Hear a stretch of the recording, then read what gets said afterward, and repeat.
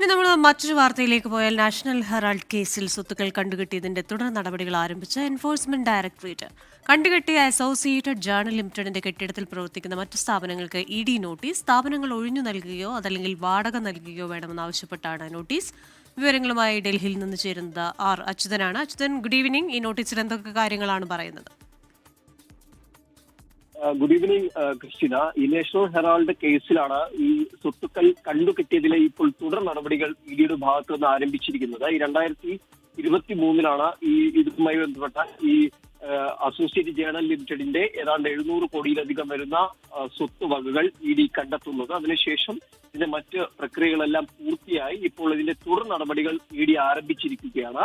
ഇതുമായി ബന്ധപ്പെട്ട ഈ അസോസിയേറ്റ് ജേർണൽസ് ലിമിറ്റഡിന്റെ കെട്ടിടത്തിൽ പ്രവർത്തിക്കുന്ന മറ്റ് സ്ഥാപനങ്ങൾക്കാണ് ഇപ്പോൾ നോട്ടീസ് നൽകിയിരിക്കുന്നത്. ഒന്നുകിൽ ആ സ്ഥാപനങ്ങൾ ഒഴിഞ്ഞു നൽകണം, അതല്ലെങ്കിൽ വാടക ഇഡിക്ക് നൽകുകയും വേണം എന്നാവശ്യപ്പെട്ടുകൊണ്ടാണ് ഇപ്പോൾ ഈ നോട്ടീസ് നൽകിയിരിക്കുന്നത്. ഡൽഹി, മുംബൈ, ലക്നൌ എന്നിവിടങ്ങളിലായിട്ടാണ് ഇപ്പോൾ ഇഡിയുടെ നടപടി. ഈ കള്ളപ്പണം വെളുപ്പിക്കൽ കേസിലെ തുടർ അന്വേഷണവുമായി ബന്ധപ്പെട്ടിട്ടുള്ള അതിന്റെ നടപടികളുടെ ഭാഗമായിട്ടാണ് നിലവിലെ ഈ നടപടി എന്നാണ് ഇഡി വിശേഷിപ്പിച്ചിരിക്കുന്നത്. കോൺഗ്രസ് നേതാക്കളായ സോണിയാഗാന്ധിയുമായും രാഹുൽ ഗാന്ധിയുമായും എല്ലാം ബന്ധപ്പെട്ടതാണ് ഈ അസോസിയേറ്റ് ജേർണൽ ലിമിറ്റഡ്. എന്തായാലും ഈ കേസിൽ, കള്ളപ്പണം വെളുപ്പിക്കൽ കേസിലാണ് ഇഡി ഇപ്പോൾ ഈ നടപടികളുമായി മുന്നോട്ട് പോകുന്നത്.